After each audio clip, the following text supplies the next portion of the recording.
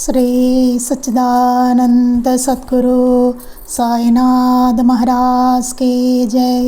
శ్రీ సచ్చిదానంద సద్గురు అలివేలు మంగమ్మ సహిత భరద్వాజ మహారాజ్ की जय। శ్రీ సచ్చిదానంద సద్గురు నాంపల్లి బాబా మహారాజ్ की जय। జై సాయి మాస్టర్। ఈరోజు సత్సంగంలో మన మహాత్ముల ముద్దు పెట్టాడు ఆచార్య శ్రీ ఎక్కిరాల భరద్వాజ్ మహారాజ్ గారి చరిత్ర చదువుకుంటున్నాం। రచన సి థామస్ రెడ్డి గారు। దీనిలో మనం అధ్యాయం 5 సాయి తత్వ ప్రచారం అనేటువంటి అధ్యాయాన్ని చదువుకుంటున్నాం। దీనిలో మనం పోరుమామిళ్ళలో మాస్టర్ గారు అంటే కడప జిల్లాలో అదే మాస్టర్ గారు అక్కడ చేసిన ఉపన్యాసం ఏం చెప్పారు మాస్టర్ గారు అనేది మనం చదువుకుంటున్నాం। క్రితం సత్సంగంలో మనం చాలా విషయాలు మనం ప్రస్తావించుకోవడం జరిగింది। ఇందులో ఆ రోజు మాస్టర్ గారు స్పీచ్లో పొందుపరిచినవి బుద్ధుడు సుఖశాంతుల గురించి గాఢంగా ఉన్న నిద్రలో ఎవరికి అసంతృప్తి ఉంది అని ఆలోచించమన్నట్టండి। బుద్ధుడు చెప్పింది గాఢంగా నిద్రపోతుంటే మనకు అసంతృప్తి ఉండదు, హాయిగా గాఢ నిద్ర నుంచి మేల్కొన్న తర్వాత ఎంత హాయిగా ఉందనిపిస్తుంది చూడండి, ఎంతో తృప్తిగా ఉంటుంది, అసలు అసంతృప్తి ఉండదు నిద్రలో। 6 ద్వారాలు మూతపడ్డా శాంతిగా సుఖంగా నిద్ర వస్తుందంటే 6 తలుపుల్లోంచి వచ్చేది కాదు, అంటే నీలోనే ఉన్నదన్నమాట, బయట నుంచి వచ్చేది కాదు। మామూలుగా సుఖదుఖాలు అనేవి ఎట్లా ఉంటాయి మనకి, మన ఇంద్రియాల నుంచి బయట నుంచి వస్తూ ఉంటాయి అన్నమాట, మనకి చూడడము వినడం ఇవన్నీ వీటి వలన మనం ప్రభావితం అయ్యి మన మనసుకి అవి వెళ్ళి అట్లా జరుగుతూ ఉంటుంది। కానీ ఇక్కడ ఏమవుతుంది, మనకి నిద్రపోయినప్పుడు అవన్నీ మూసిపోయి ఉంటాయి, మరి ఎక్కడి నుంచి వస్తుంది మనకి అంటే మనలోనే ఉంది ఆ తృప్తి శాంతి అనేది, మన లోపలే ఉందన్నమాట। మరి మెలకువలో ఎందుకు ఆనందం ఉండట్లేదు, ఎందుకంత అసంతృప్తి ఉంటుంది మెలకువలో, ఎందుకు ఆనందం ఉండట్లేదు మనకి అంటే మానవుడు తొట్టిలాంటి వాట, మనసు అందులో నీరు, ఆ నీరు నిశ్చలంగా ఉంటే అడుగు శుభ్రంగా కనిపిస్తుంది, మనసు బాగుంటే అడుగు చక్కగా కనబడుతుంది అంతే।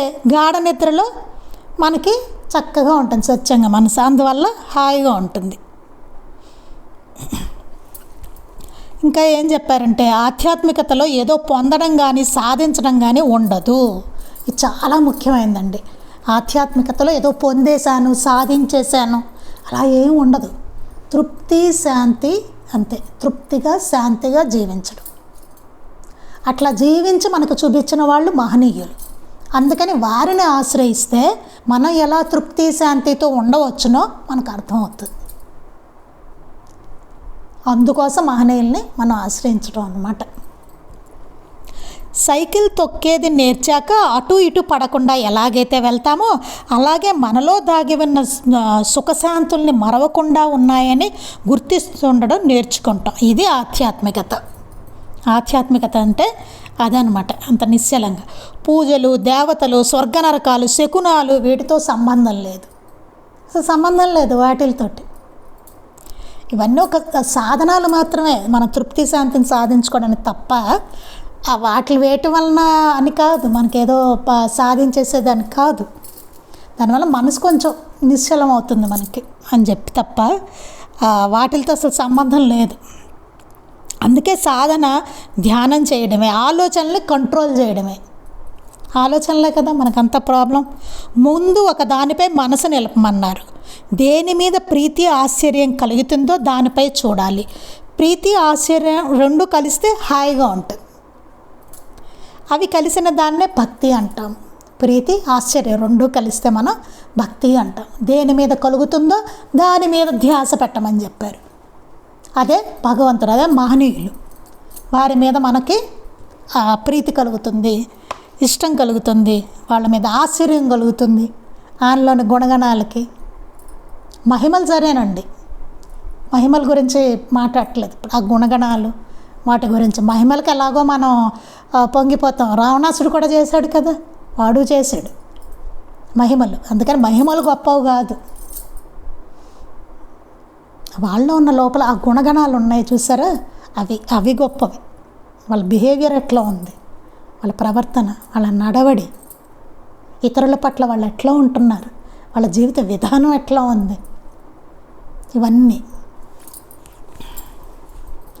అందుకే ఏం చెప్తున్నారు, అభిమాన నటి వాల్ పోస్టర్లకు దండలు వేసేది కూడా పూజే అవుతుంది. ఇది హాస్యాస్పదంగా కనిపించిన వాడికి లక్షలు కోట్లు అయినా సరే వెంట్రుక ముక్కతో సమానంగా చూచే ఆ మహనీయులు సాయినాథుడి లాంటి వారిని పూజించడంలో ఆశ్చర్యం ఏముంది అంటున్నారు. ఇక్కడ దీని గురించి మనం చాలా చెప్పుకున్నాం.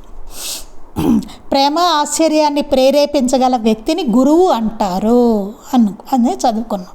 సుఖశాంతులు ఆయన దగ్గర కలుగుతుండబట్టే లక్షలాది జనం ఆయన దగ్గరకు వెళ్ళగలుగుతున్నారు. దానికోసం తాను ప్రతిఫలాన్ని కోరింది లేదు, విశ్రాంతి కోరింది లేదు. మనం అలా ఉండగలమా? అంతే కదండి. ఏమి ప్రతిఫలం కోరరు, విశ్రాంతి ఉండదు ఆయనకి. బాబా చరిత్ర చూసినా మాస్టర్ గారిని చూసినా మనకు అదే అర్థమవుతుంది. ఇంకా మనం బాబా గురించి కొన్ని విషయాలు చెప్పుకున్నాం. ఆయన వర్షంలో తడిసిపోతుంటే అందరికీ మానవత్వం కలిగింది. మనకెంతో మేలు చేసిన, మనకెంతో సహాయం చేసిన ఈయన ఏంటి ఇట్లా తడిసిపోవడం అని తీసుకెళ్ళి మసీదులో కూర్చోబెట్టారు. ఆ మసీదులో ఉండడం వల్ల ఆయన్ని చాలామంది ముస్లిం అనుకోసాగారట. అలా ఆయనకంటూ ఇల్లు లేదు, స్థలము లేట. అలా 58 సంవత్సరాలు ఆయన షిరిడీలో ఉండిపోయారు. అప్పటికే ఆయన చూడడానికి కొన్ని వేల మంది జనులు వచ్చేవారు. ఒక మనిషి వచ్చి నమస్కారం చేస్తూ ఉండగానే వాడి గురించి, వాడి పెద్దల గురించి, వాడి సమస్యలు, వాడి మనసులో ఉన్న ఆలోచనలు సర్వము ఆయనకి తెలుసు అన్న విషయం తెలిసేది. ఒక్కోసారి ఆ మనిషి రాకముందే వాడి గురించి మాట్లాడేవారు. ఆ భక్తులందరికీ అనుభవం అన్నీ తెలుసు ఆయనకి. సర్వజ్ఞుడు అనేటువంటిది అందరికీ అనుభవం అన్నమాట భక్తులకి. అక్కడ హరిశ్చంద్ర గుట్టపై ఇక్కడి నుంచి మనం చదువుకోవాలి. హరిశ్చంద్ర గుట్టపై ఎండలో దాహంతో బాధపడుతున్న నానా విషయం తెలుసు. ఒకసారి నాన్న మనకి లీలామృతంలో ఉంటుంది. హరిశ్చంద్ర గుట్ట వెళ్తాడు నాన్న. అప్పుడు అతనికి దాహం వేసేస్తుంది. ఇక్కడ మనకి లీలామృతంలో ఉంటుంది. అప్పుడు ఒక అతను వచ్చి ఇక్కడ బండ కింద నీరుంది తాగు అని చెప్తారు. అట్లా ఎలాగంటే అతనికి దాహంగా ఉందని అక్కడ బాబాకు తెలుసు. అందుకే నీరు ఇచ్చేలాగా ఒక వ్యక్తి అక్కడ చెప్పేలాగా చేశారనమాట. ఔరంగాబాద్ నుండి వస్తున్న బల్లి విషయం తెలుసు. ఇది కూడా మనం చదువుకున్నాం లీలామృతంలో. దాని చెల్లెలేంది, ఏమిటి శకునం ఏమిటి బాబా అని అడుగుతాడు బల్లి అరుస్తుంటే. ఆ శకునం ఏముంది, అందులో ఔరంగాబాద్ నుంచి దాన్ని చెల్లి వస్తుంది, అందుకని ఆనందిస్తుంది అంటారు బాబా. అనేసరికి ఇంతట్లో ఒక అతను ఒక గుర్రాలు తీసుకుని అతను ఔరంగాబాద్ నుంచి వస్తాడు. వచ్చి సంచి దులుపుతే అందులోంచి ఒక బల్లి కింద పడుతుంది. పడే ఆ బల్లి వెళ్ళి ఈ బల్లిని కలుసుకుంటుంది. ఆ రెండు ఆనందంగా వెళ్ళిపోతాయి. ఇదంతా భక్తుడు చూస్తాడనమాట. ఎందుకు అతను ఎక్కడి నుంచి వచ్చాడు, ఔరంగాబాద్ నుంచి వచ్చాడు. ఇక్కడ బాబా ఏం చెప్పారు, ఔరంగాబాద్ నుంచి దాని చెల్లి వస్తుంది, అందుకని ఇది ఆనందిస్తుంది అని చెప్తారు. అంటే సర్వము ఆయన తెలుసు. ఔరంగాబాద్ నుంచి ఒకడు వస్తాడని, ఆ సంచి దులుపుతాడని, ఈ రెండు కలుసుకుంటాయని, దాని చెల్లి కోసం ఇది ఎదురు చూస్తా, అన్నీ తెలుసు బాబాకి. అలాగా గోవా నుండి వచ్చిన 2 భక్తుల విషయమో తెలుసు. గోవా నుంచి 2 భక్తులు వస్తారు. ఆ విషయం కూడా ఆయన తెలుసు వస్తున్నట్టుగా. చక్కగా అద్భుతంగా చదివే ముస్లింలు వస్తే చక్కగా అరబ్బీలో, ఉర్దూ, పర్షియన్ భాషల్లో మాట్లాడేవారు. ఎవరు ఎక్కడి నుంచి వస్తే ఆయన ఆ గ్రంథాల విషయాలు చెప్పేసేవారు, ఆ భాషల్లో మాట్లాడేసేవారు. ముస్లింలు వస్తే చక్కగా అద్భుతంగా చదివే ముస్లింలు వచ్చారనుకోండి, వాళ్ళతో అరబ్బీలోనో, ఉర్దూలో, పర్షియన్ భాషల్లో మాట్లాడేసేవారట బాబా. వేద పండితులు వస్తే వారు సర్వం చెప్పారంటే గీతలో అర్థం చెప్పే అంత చక్కగా చెప్పేవారు. వేద పండితులు వస్తే వాళ్ళకి స్వరం చెప్పారంటే, సర్వం కదండి క్షమించండి, వేద పండితులు వస్తే వారు స్వరం చెప్పారంటే గీతలో అర్థం చెప్పే అంత చక్కగా చెప్పేవారు. గీతలో అర్థం ఎంత చక్కగా చెప్తారో అంత చక్కగా వాళ్ళకి వేదంలో చెప్పేవారట బాబా. వేద పండితులు వస్తే ఎవరికి వారు ఈయన మా మతస్థులు కాకపోతే ఇలా చెప్పలేరు అనేవారు. ఇంత విచిత్రం చూడండి. ఆయన ముస్లిమ్స్ వస్తే వాళ్ళవన్నీ చెప్పేసేవారు ఖురాన్లో. అందుకని వాళ్ళు ఏమనుకునేవారు, అబ్బా మన మతం కాకపోతే ఈయనకి ఎట్లా చెప్తారు, ఈయన ఎంత బాగా, ఈయన మన మతమే అనుకునేవారు. అలాగే హిందువులు వచ్చారనుకోండి, వేద పండితులు, వాళ్ళు వస్తే వాళ్ళకి వేదాల్లో చెప్పేసేవారు. చెప్తే వాళ్ళు ఏమనుకుంటారు, అమ్మా ఈయన హిందూ కాకపోతే వేదం ఎట్లా వచ్చు, ఈయనకి ఎట్లా తెలుసు, ఇవన్నీ భగవద్గీత ఎట్లా తెలుసు, వేదం ఎట్లా తెలుసు, కాబట్టి ఈయన హిందూ. ఇలా క్రిస్టియన్స్ వచ్చారనుకోండి, వాళ్ళకి బైబిల్లో, అలా ఏ మతం వాడొస్తే అవి చెప్పేస్తే ఈయన మన ఆయనే అనుకోవడం అనమాట. అలా ఉండేది. ఈయన మన మతస్థుడు కాకపోతే ఇలా ఎలా చెప్పలేరు అసలు ఇలాగా అని అనుకునేవారట. షిరిడీలో 130 సంవత్సరాల నుండి హిందువులు రామనవమి, ముస్లింలు చందనోత్సవం చేస్తున్నారు కలిసి. ఇప్పటికేనండి బాబా ఉన్నప్పుడు మొదలుపెట్టిన శ్రీరామనవమి, హిందువులేమో శ్రీరామనవమి అదే రోజు, ముస్లిమ్స్ ఏమో చందనోత్సవం, రెండు అప్పటి నుంచి ఇప్పటివరకు జరుగుతూనే ఉన్నాయి. అలాగే ఇక ముందు కూడా జరుగుతుంది. అలాగే కలిసి చేసుకునేవాళ్ళు శ్రీరామనవమి, చందనోత్సవం. ఏ ఏ భక్తులకు ఆయా దేవతా రూపాల్లో, ఆయా గురు రూపాల్లో దర్శనమిచ్చారు. మనకిది తెలుసు, సకల దేవతా స్వరూపం సాయినాథుల వారు లీలామృతంలో చదువుకున్నాం. ఎవరు ఏ దేవీ దేవతలను పూజిస్తారో వారికి ఆయా రూపాల్లో ఆయన దర్శనం ఇచ్చారు. అలాగే ఎక్కడో గురువుల్ని సేవించుకునే వాళ్ళకి ఆయా గురు రూపాల్లో ఆయనేనని దర్శనం ఇచ్చారు. నాకు తెలిసినంతలో సమాధి అయ్యాక కూడా అమెరికన్ మిత్రుడికి యేసు ప్రభువులాగా దర్శనమిచ్చారు. ఎక్కడో అమెరికాలో నుంచి వచ్చిన వాళ్ళకు కూడాను వాళ్ళ దర్శనం చేసుకుని షిరిడి వెళ్ళిపోతే వాళ్ళకి యేసు ప్రభువుగా ఆయన దర్శనం ఇచ్చారట. చూడండి, ఆ బైబిల్లో విషయాలన్నీ చెప్పారట. ఆవిడకి ఒక ఆవిడ ఉంటుంది అందులో. అట్లా వారి చరిత్ర జాగ్రత్తగా చూసినట్లయితే అన్ని మతాలకు పనిచేసే తాళం చెవిలాగా పనిచేస్తుంది. ఆయన చరిత్ర చూస్తే జాగ్రత్తగా అన్ని మతాలకు అండి, మొత్తం ఉన్న మతాలు అన్నిటికీ పనిచేసే తాళం చెవి ఆయన చరిత్ర అట్లానే ఉంటుంది. ఏ మతం వాళ్ళని నిస్సంకోచంగా ఆయన దగ్గరికి వెళ్ళచ్చు, ఎంతో హాయిగా. 15.5 సంవత్సరాలుగా వారి చరిత్ర ఘట్టాలని సేకరించాను. మాస్టర్ గారు చెప్తున్నారు, 17.5 సంవత్సరాల నుంచి ఆయన చరిత్రలో ఉన్న ఘట్టాలన్నిటినీ నేను సేకరించాను. మహారాష్ట్రలోని షిరిడీలో 1854లో ప్రకటమై 1918 విజయదశమి నాడు మధ్యాహ్నం 2:45 సమాధి అయ్యారు. బాబా ప్రకటమైంది 1854 సంవత్సరంలో ఆయన ప్రకటమయ్యారు. 1918 విజయదశమి నాడు మధ్యాహ్నం 2:45 సమాధి అయ్యారు. వీరి చరిత్ర చదివిన వారిలో చక్కటి మార్పు కలుగుతున్నది. ఆయన చరిత్ర చదువుతుంటే వాళ్ళందరిలో మార్పు కలుగుతుంది, చక్కటి మార్పు కలుగుతుంది. కష్టాలు తీరుచున్నవి, అలాగే కష్టాలు కూడా తీరుతున్నాయి వారికి. వారి చరిత్ర చదివితే మనశ్శాంతి పొందుతున్నారు. ఒక వ్యక్తి షిరిడీ వెళ్ళగా సాయి మాట్లాడరు. ఏమి బాబా మాట్లాడరు అనుకుంటే, నేను చెప్పింది వినని వారితో నాకేం పని అని అడిగారు. ఒకసారి ఒక అతను, ఇది లీలామృతంలో ఉంటుంది మనకి, ఒక అతను షిరిడీ వెళ్తే బాబా మాట్లాడరు. ఏంటి బాబా మాట్లాడరు అనుకుంటుంటే, నేను చెప్పింది వినని వారితో నాకేం పని అంటారు బాబా. నేను చెప్పింది వినట్లేదు, అట్లాంటి వాళ్ళతో నాకేంటి పని అంటారు బాబా. భిక్షగాడు వెళ్ళకపోతే నీ సొమ్ము ఏమిపోయింది, వాడిని మెడపట్టి గెంటమంటివా? అంతగా వాడిపై కోప్పడాల్సిన అవసరం ఏమిటి? వాడు చేసిన పని బాబాకు తెలుసు. చెప్పారు, ఎందుకు మాట్లాడలేదంటే, భిక్షగాడు ఒక అతను వచ్చాట, వస్తే వాడిని మెడపెట్టి బయటకు గెంట అన్నట్టు. ఇంకా అధికంగా భిక్ష అడిగినందుకు మెడపెట్టి బయటకు గెంటు అన్నట్టు. వాడిపై అంత కోప్పడాల్సిన అవసరం ఏమిటి? ఎందుకంత కోప్పడాలి, ఎందుకంత కోపం నీకు వాడి మీద అని అడిగారు. సకల జీవరాశి ఒకటే అని, ఏ జీవిని బాధ పెట్టినా తనను బాధ పెట్టినట్లే అన్నారు. చూడండి, ఎక్కడ బెచ్చగాడిని వాడు బయటికి గంటమంటే బాబా ఇక్కడ మాట్లాడడం మానేశారు. అతనితోటి మాట్లాడలే. ఏంటి బాబా మాట్లాడట్లేదు అంటే, ఏంటి ఆ బెచ్చగాడిని ఏంటి, నువ్వు నీ సొమ్మేం పోయింది, ఆ బెచ్చగాడిని ఎందుకు అలా గంటమన్నావు, మెడపట్టి గంటమన్నావు ఏమిటి అని అడుగుతారు. అంత కోపడాల్సిన అవసరం ఏమిటి? సకల జీవరాశి ఒకటే, ఏ జీవిని బాధ పెట్టినా తనను బాధ పెట్టినట్టే అన్నారట. అన్ని జీవరాశులు ఒక్కటే, నువ్వు ఏ జీవిని బాధ పెట్టినా నన్ను బాధ పెట్టినట్టే, అది నాకే చెందుతుంది. నువ్వు ఎవరిని బాధ పెట్టినా నాకే చెందుతుంది, ఎవరిని ఆదరించినా అది నాకే చెందుతుంది. అది కూడా చెప్పారు, బాధ పెట్టినా ఆయనకే చెందుతుంది, నువ్వు ఆదరించినా నాకే చెందుతుంది అని చెప్పారు.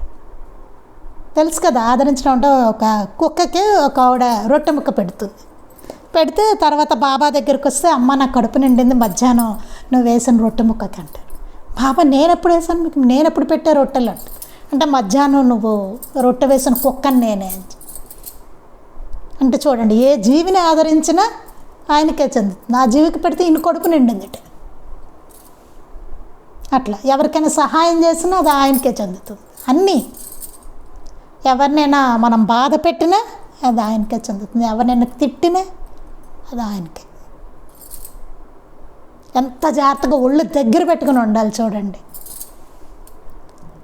మనకి మేబీ ఎవరికైనా మంచి చేసినట్టు అప్పుడు అనిపించవచ్చు, బాబా తీసుకున్నారు అనిపించవచ్చు మనకి. ఎవరినైనా తిట్టబోయి అప్పుడు పరిస్థితి, అయ్యో బాబా ఇంకేమైనా ఉందా, బాబాని తిడతావా అంటే ఒళ్ళు దగ్గర పెట్టుకుని ఉండాలన్నమాట. అందుకోసం వీళ్ళు ఇళ్లలో ఏమేం చేసేవాళ్ళు, ఎక్కడెక్కడ ఏం జరిగేదో వాళ్ళు వచ్చినప్పుడు చెప్పేసేవారు బాబా. ఎంత జాగ్రత్తగా ఉండాలండి వాళ్ళు. మాట్లాడలేట బెచ్చగాడిని తిట్టాడు అని. ఏంటంటే ఎందుకు తిట్టా బెచ్చగాడిని, అంత కోపం ఏంటి నీకు, వాడిని గంటమంటావా, అంత వాడిపై కోపడాల్సిన అవసరం ఏంటి నీకు. సకల జీవరాశి ఒకటే, ఏ జీవిని బాధపడి నన్ను బాధపెట్టినట్టే. వాడిని అన్నామంటే బిచ్చగాడిని అన్నామంటే నన్ను అన్నట్టే, నన్ను బాధ పెట్టడం అది అని చెప్పారట. అంటే ఏ జీవిని బాధ పెట్టినా అది ఆయనకే తగులుతుంది, ఆయనకే చెందింది. అలాగే పిల్లి కుక్క వస్తే కొడతాడు, కొడితే మండుతున్న కట్టె వేస్తాడు. కుక్క వస్తే ఒక ఆవిడ తాకుతుందని తొందరలో, అప్పుడు బాబా కేకలేస్తారు, ఏమో మండుతున్న కట్టె వేస్తావా నేను వస్తే అక్కడికి అంటారు. అన్నీ చూడండి, అంటే సకల జీవరాశి ఆయనే అని నిరూపించారు బాబా. ఎవరెవరికో కాదు, మనలాంటి వాళ్ళకి, పామరులకి, షిరిడీలో భక్తులకి, పామరులకి అందరికీ ఆయన మరి విశ్వరూప సందర్శనమే కదా, అన్ని జీవుల్లో నేనే ఉన్నానని ఇచ్చారు. అని కృష్ణ పరమాత్మ ఒక అర్జునుడికి మాత్రమే ఇచ్చాడు, అంటే ఆయన క్వాలిఫైడ్ అర్జునుడు అది తీసుకోవడానికి. అందుకని విశ్వరూప సందర్శనం అర్జునుడికి ఇచ్చాడు ఆయన. కానీ బాబా అట్లాగా చూడండి, ఒకళ్ళకి కాదు, అక్కడ ఉన్న భక్తులందరికీ ఇచ్చారు. ఎంత అసలు చూడండి, వాళ్ళు ఏమైనా పని గొప్ప వాళ్ళ కాదు, మళ్ళాంటి వాళ్ళే వాళ్ళు. అలా అన్నమాట. ఇందాక ఉపోద్ఘాతంలో చెప్పిన ఆధ్యాత్మిక తత్వం వైపు ఆలోచించిన ఈయన చరిత్ర చదివాక సహజంగా మనసు ఆయన మీదకెళ్ళి నిల్చుంటుంది. ఎక్కడైతే మనకి ప్రేమ ఆశ్చర్యం కలుగుతాయో వాడిని గురువు అంటారని చెప్పుకున్నాం కదా, దానికి ఆధ్యాత్మిక తత్వం గురించి చెప్పుకున్నాం. ఎలా ఆలోచించినా ఈయన చరిత్ర చదివితే, బాబా చరిత్ర, సహజంగా మన మనస్సు ఆయన మీదకెళ్ళి నిల్చుంటుంది. ఆయన మీదకి వెళ్తుంది మన దృష్టి, మనస్సు. అదే ధ్యానం అని చెప్పారు. అదే ధ్యానం, ఇక వేరే ధ్యానం ఏముందండి.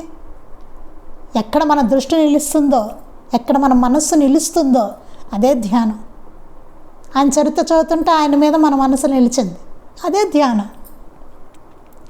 మానవుడంటే ఉన్నదానితో అసంతృప్తి, లేని దేనికోసమో తపన, దానికి పరిష్కారమే అన్వేషణ అని చెప్పాను. ఇందాక మనం చదువుకున్నాం నిన్న సత్సంగంలో. మనిషి అంటే ఏంటంటే ఉన్నదానితో అసంతృప్తి, లేని దేనికోసమో తపన, దాని పరిష్కారం ఏంటంటే ఆధ్యాత్మికత, అన్వేషణ అని చెప్పాము.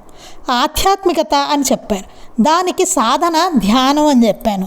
ధ్యానానికి మొదటి మెట్టు ఒక దాని మీద, ఒక గురువు మీద మనసు నిలుపుకోవడం అని చెప్పాను.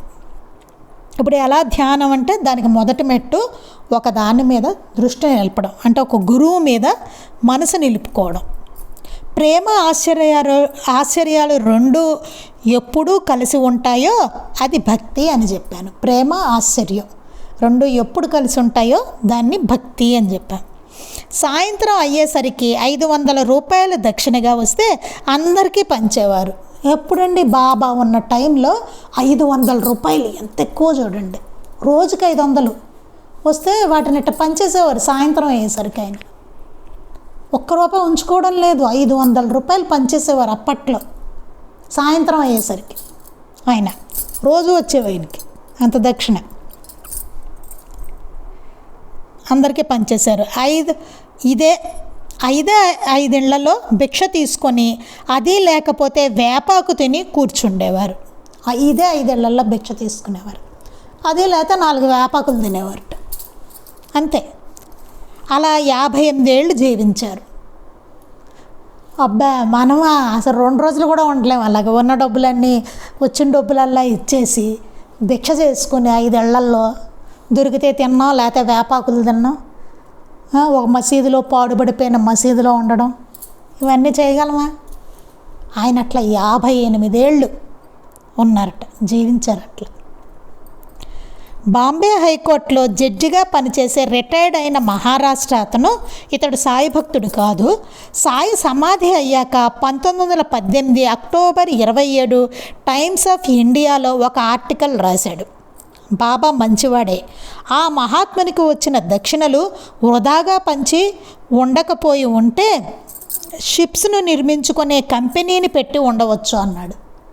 అతను సాయి భక్తుడు కాదటండి, అతను ఆయన ఏంటంటే బాంబే హైకోర్టులో జడ్జిగా పనిచేసి రిటైర్ అయ్యేట మహారాష్ట్ర అతను, కానీ బాబా భక్తుడు కాదు అతను. కానీ బాబా గురించి సమాధి అయిన తర్వాత 1918 అక్టోబర్ 27 టైమ్స్ ఆఫ్ ఇండియా, అందరికీ తెలుసు కదా టైమ్స్ ఆఫ్ ఇండియా, దానిలో ఒక ఆర్టికల్ రాసేట ఆయన, బాబా మంచివాడు, ఆ మహాత్ముడికి వచ్చిన దక్షిణలు ఆయన వృధాగా అట్లా పంచిపెట్టకపోతే కనుక షిప్స్ నిర్మించుకునే కంపెనీ పెట్టి ఉండవచ్చు అన్నట్టు. ఆయన అట్లా 500 వచ్చేసేవి కదండి, రోజు 500 ఇట్లాగా, దానిపైన ఇంకా 500 తర్వాత ఇంకా ఎక్కువ మంది భక్తులు వచ్చారు కదా. అలా పంచి అయిపోతే సాయంత్రం ఆయన ఒక షిప్పులు నిర్మించేటువంటి ఒక కంపెనీ ఆయన పెట్టవచ్చు. అంత ధనం ఆయనకు వస్తే అంత ధనం ఆయన పనిచేస్తూ ఉండేవారు. అలాగా ఎవరుంటారండి అలాగా? చూడండి, ఒక షిప్పులు నిర్మించే కంపెనీ పెట్టేయచ్చుట, అంత ధనం వచ్చేది. ఎక్కడెక్కడి నుంచో వచ్చేవారు, గొప్ప వాళ్ళు కూడా వచ్చేవారు ఇలాగ పెట్టడం డబ్బులు దక్షిణ. ఆయన సాయంత్రం అయ్యేసరికి ఇట్లా పనిచేయడం, వాటిల్ని పేదలకే అందరికీ పనిచేయడం అంతే. ఆయన అంటూ ఏం ఉంచుకోలేదు. ఎవరు ఉండగలరు అట్లా?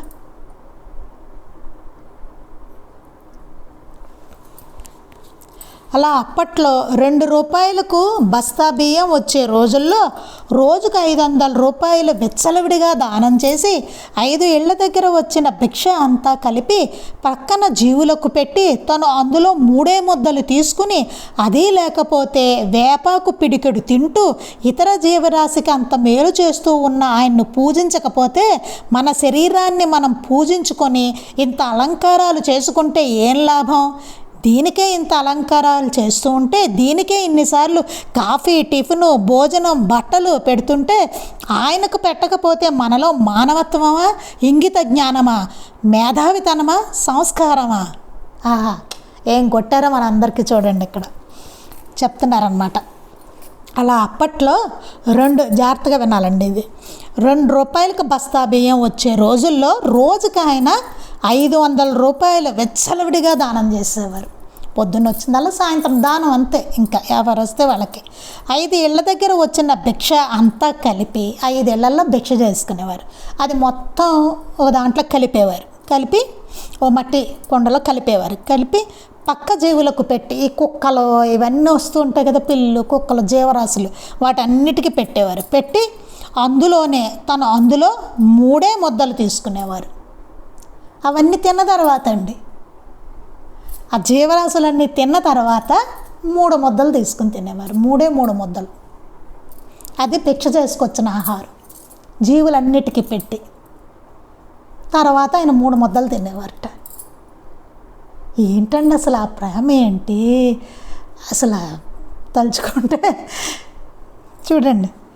అది లేకపోతే ఒకవేళ భిక్ష కూడా లేదనుకోండి, లేకపోతే వేపాకు పిడికెడు వేపాకు తినేవాళ్ళు. ఆయనకేం బాధరబందీ లేదు తినాలని. ఆ భిక్ష కూడా దేనికి? ఆ జీవుల కోసం, ఆ జీవరాశులకి పెట్టడం కోసం భిక్ష చేసుకునేవారు ఆయన. వేపాకు పిడికెడు తింటూ ఇంత జీవరాశికి అంత మేలు చేస్తున్న ఆయన్ను పూజించకపోతే, ఇన్ని జీవరాశుల మనుషులకి మిగతా జీవులకి అందరికీ ఇంత మంచి చేస్తున్న ఆయన్ని పూజించకపోతే, మన శరీరాన్ని మనం పూజించుకొని ఇంత అలంకారాలు చేసుకుంటే ఏం లాభం? ఆయన చేయకపోతే మనకు చేసుకోవాలండి? ఇంత అలంకారాలు చేసుకుని మనకి ఇంత పూజించుకుంటూ మన శరీరాన్ని ఏం లాభం? ఆయన చేయకపోతే ఇంకెవరికి చేస్తాం? దీనికి ఇంత అలంకారం చేస్తుంటే మనకండి ఇంత అలంకారం చేస్తుంటే దీనికే ఇన్నిసార్లు కాఫీ, టిఫిను, భోజనం, బట్టలు పెడుతుంటే అంతే కదా. మన శరీరాన్ని మనం పోషించుకుంటూ దీన్ని అలంకరించుకుంటూ దీనికే ఒక 2-3 సార్లు కాఫీలు, టిఫిను, భోజనము, మంచి మంచి బట్టలు దీనికే పెడుతూ ఉంటాం మనకే. ఆయనకు పెట్టకపోతే మనలో మానవత్వమా? ఏం చేసామని మనకి ఇవన్నీను? అసలు ఎందుకు ప్రసాదించాలి భగవంతుడు మనకి ఇవన్నీ? అసలు ఏం ఉద్ధరించాం? అసలు ఏం చేసాం? ఒక్క మంచి పని ఉందా మనం చేసిన దాంట్లో? చాలా జాగ్రత్తగా గమనించుకోవాల్సిన విషయం ఇది. మనం దీనికే ఇంత అలంకరణ మనకి. ఇన్నిసార్లు కాఫీలు, టిఫిన్లు, భోజనం, స్నాక్స్, ఇంకేమైనా చిరుతిళ్ళు ఉంటే అవి, మంచి మంచి బట్టలు, విలువైన నగలు, ఎన్నో సౌకర్యాలు. చూడండి ఎంత ఉంటుందో మనకి. ఆయనకు పెట్టకపోతే మనలో మానవత్వమా? ఆయన పెట్టకపోతే అసలు మనుషులమా? మానవత్వమా? అన్ని జీవుల కోసం ఆయన. ఇంగిత జ్ఞానమా? మేధావితనమా? సంస్కారమా? ఇదిగోండి మాస్టర్ గారు ఎంత బాగా చెప్పారు చూడండి. ఆలోచించుకుంటే అంతే కదా. ఎంత ఇచ్చారండి ఆయన మనకి. ఇప్పుడు కరెంటు పోతే ఒక్క నిమిషం ఉండలేము మనం. ఈ ఎండాకాలం బాబాయ్ కరెంటు పోయింది. రాత్రులు ఏసీ లేకుండా పడుకోండి, మన వల్ల కాదు, నిద్ర పట్టదు. ఎలా ఉన్నాం చూడండి. ఆయన ఎట్లా ఉన్నారు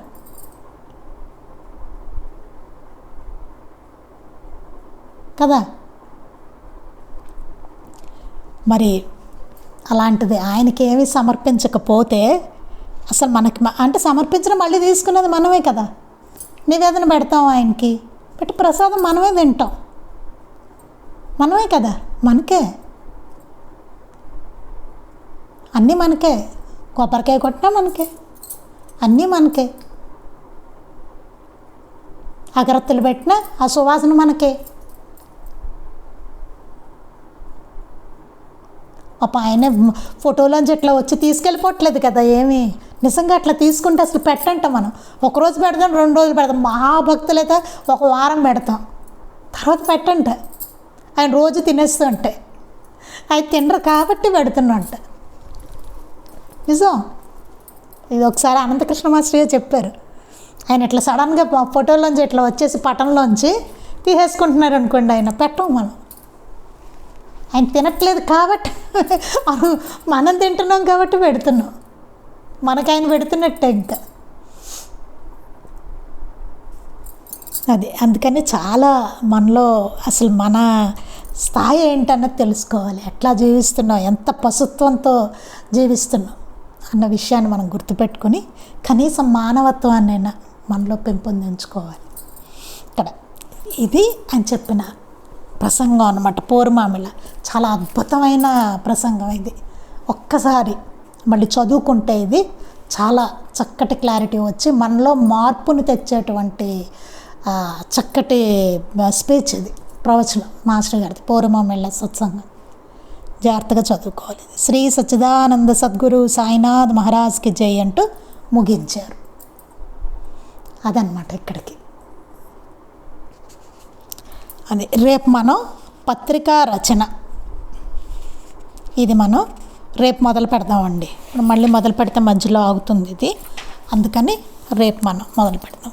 ఇది చాలా అద్భుతమైనది పోరుమామిళ్ళ ప్రవచనం.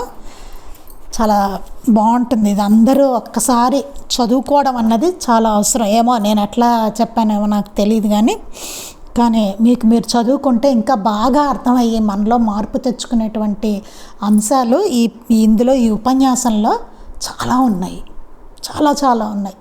మాస్టర్ గారు చాలా చెప్పారు. అసలు మనం భక్తి ఎట్లా పెంపొందించుకోవాలి, ఎట్లా ఉండాలి, బాబా పట్ల మన భావన ఎట్లా ఉండాలి అనే దాన్ని చాలా చక్కగా వివరించారు. అసలు ఎందుకు అట్లాంటి భావన పెట్టుకోవాలన్నది అది కూడా ఎంత చక్కగా చెప్పారో చూడండి. ఇది ఒక్కసారి ఎవరికి వాళ్ళు చదువుకుంటే చాలా బాగుంటుంది. మహాత్ముల ముద్దుబిడ్డ గ్రంథంలో 109 పేజీ నుంచి ఇది ఉంది.